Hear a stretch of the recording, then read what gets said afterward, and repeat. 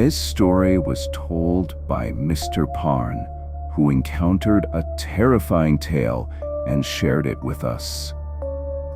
The events took place around 4 years ago in a workers' camp in Pathum Thani.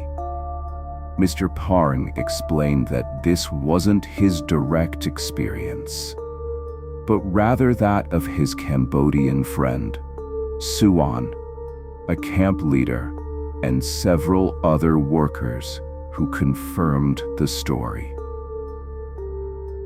The camp was located along the main road from Bang Yai to Bang Bua Thong, leading toward Suphanburi. At first, only Cambodian workers stayed there, but later workers from Myanmar and Laos joined as well. Suan was a Cambodian leader responsible for about 30 workers. A haunting began when a group of Mon workers from Kanchanaburi, originally of Burmese descent, joined the same camp. One of Suan's Cambodian men became infatuated with the daughter of the Mon leader.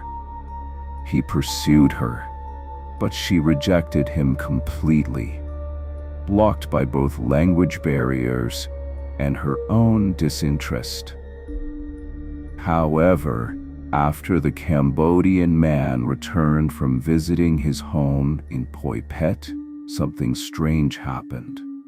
The very next day, the Mon girl who once rejected him suddenly stopped working and went out with him to the movies.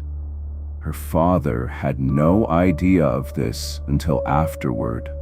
Soon, she began visiting. From indifference, she turned obsessive, clinging to him constantly. They shut themselves in together and ignored all work.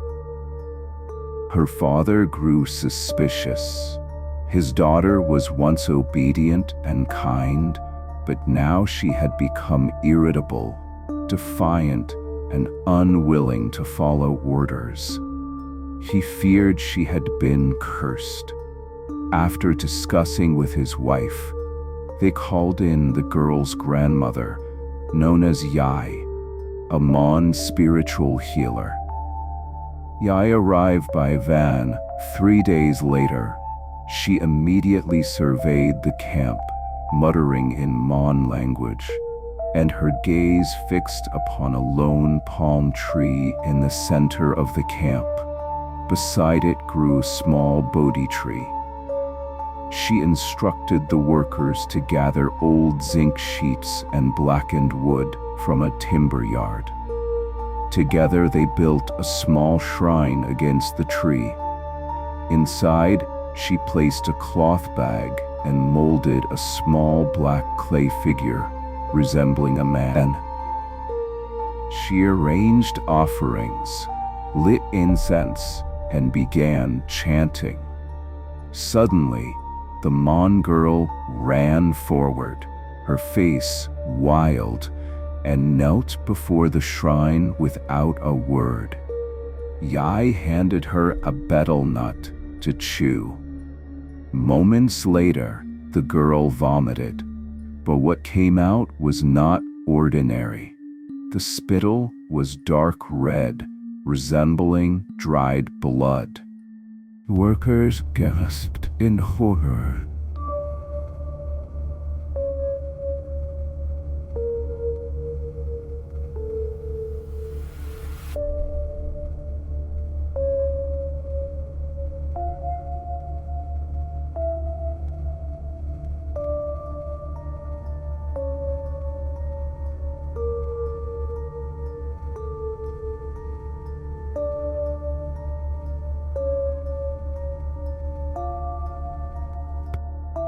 After the ritual, Yai instructed her son to bathe the girl using rice wash water in a specific way. The girl grew weak, but recovered by the next day. The Cambodian man, furious, stormed out. He shouted in Khmer and Thai that the girl was his wife, accusing others of interference. Suan calmed him, but the man raged on, returning to the shrine later with a sarong. He draped it over the shrine and kicked it, yelling a challenge. For a day, nothing happened. But on the second night, Suan found the man at 3 a.m., staring blankly. He then walked to the shrine, pulled away the sarong, knelt, and rammed his head repeatedly against the shrine and the palm tree behind it. Workers tried to stop him, but he fought back violently.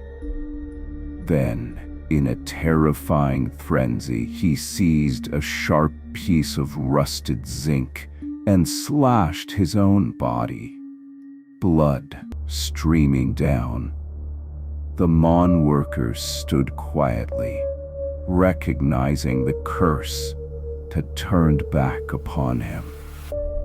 Eventually, police came and took him to the hospital. He returned to the camp subdued, awaiting deportation. One night, Suan saw something chilling. As he lay awake, he glimpsed his worker rise and walk outside. Yet, glancing back, the man was still asleep in bed. Outside, Suan saw the figure kneeling before the shrine, and behind it stood a tall man with long hair. Suan realized the spirit had claimed him. The Cambodian man was sent back to Phuket. Soon after, word came he had died. His death was bizarre. He was found drowned, head plunged into a water jar. At his home, relatives discovered hidden clay dolls tied together, a male and female bound in a love charm. Worse, talismans and cursed items were found discarded in a latrine, proof that the man had lost his sanity. Back at the camp, the zinc shrine was replaced with marble. The Bodhi tree still stands. When the cloth bundle inside was unwrapped, its contents horrified all present: a withered human hand coated in wax. It was said to be the ancestors' hand of the Mon family, used to protect their bloodline. Today, the Mon girl lives normally, beautiful and fluent in Thai. The story remains a chilling reminder of black magic's danger.